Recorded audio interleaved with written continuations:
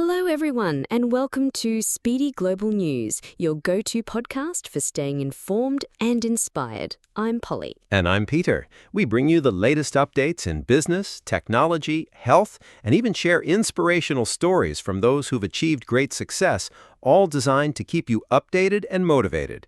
Our goal is to make sure you stay updated and get that daily dose of inspiration to keep moving forward. That's right, Peter. Today, we're diving into the evolving world of finance, specifically looking at a global phenomenon that's changing how we bank: virtual banks. Now, when we talk about virtual banks, what exactly are we referring to, Peter? A good question, Polly.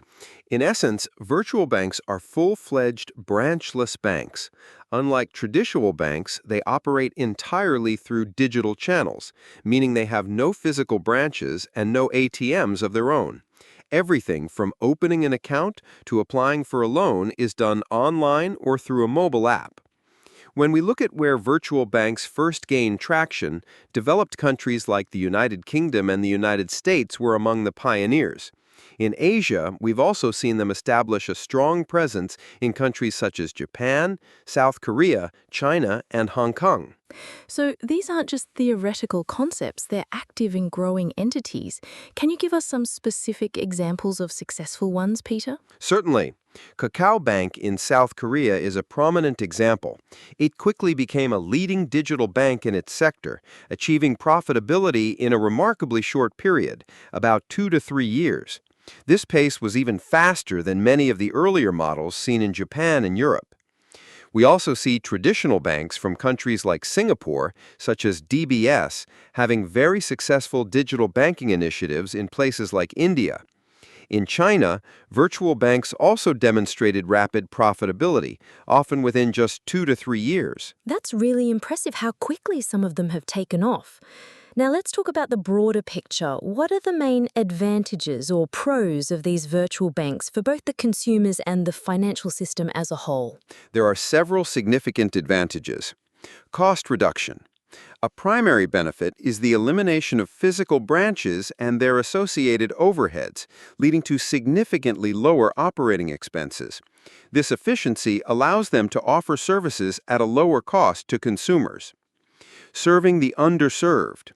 Virtual banks are adept at addressing the needs of individuals and small businesses who may lack traditional financial histories or regular income statements.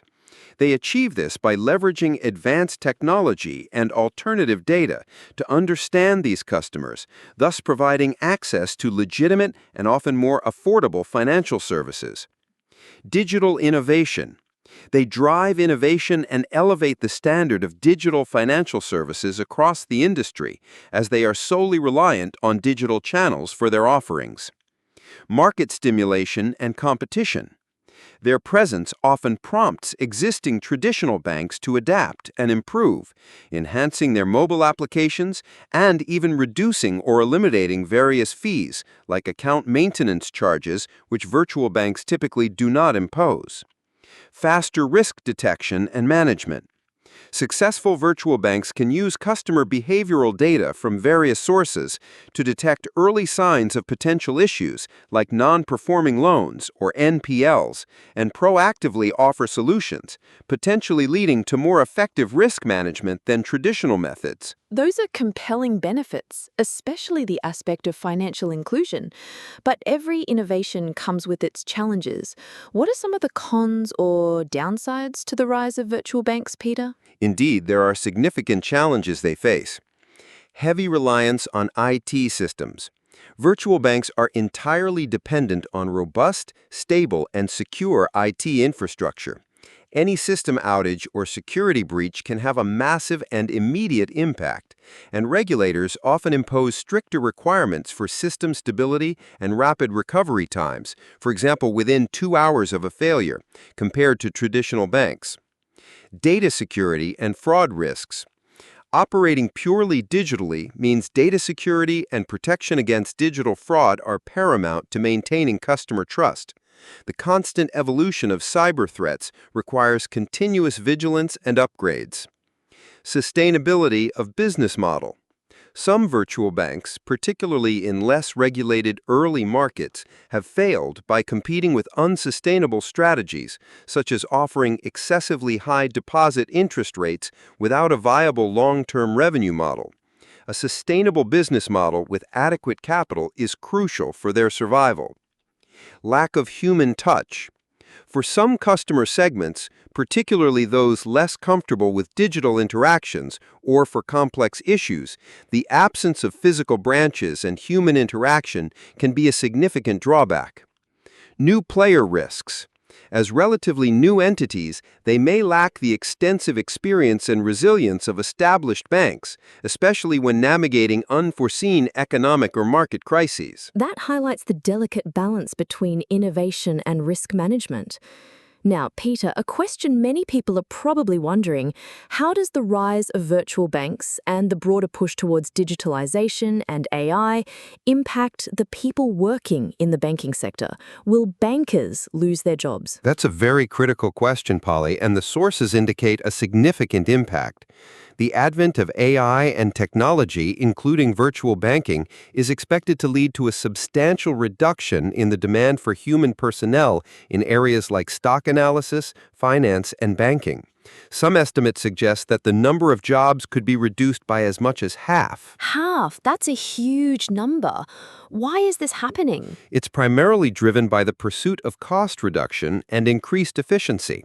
With virtual banks, the need for numerous physical branches diminishes, directly leading to a reduced requirement for staff. Companies, including major banks, are increasingly adopting AI and automation to perform tasks that were traditionally done by humans. So it's about technology replacing human tasks directly. Exactly.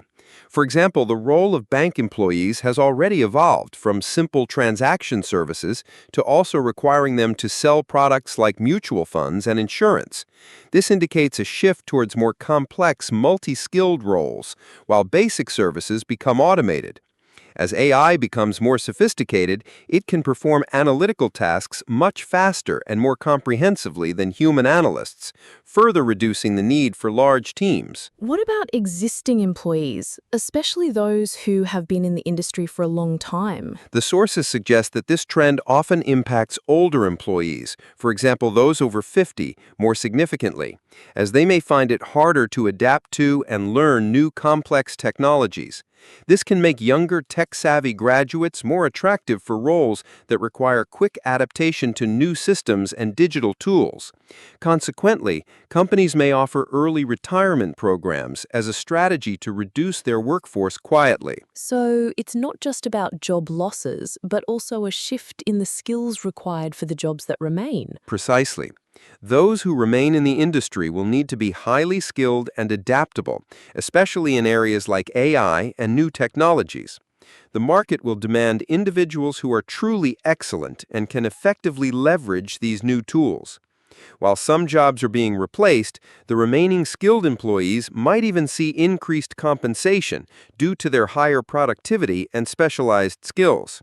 However, this disruption represents a permanent trend, where technology is directly replacing entire systems or departments, fundamentally changing the employment landscape in banking. That paints a very clear, though somewhat concerning picture for the future of employment in banking. It's a reminder of how quickly the world is changing. Indeed, Polly. And that wraps up our discussion on virtual banks for today. Thank you for joining us on Speedy Global News. We hope this has given you a deeper understanding of these significant developments.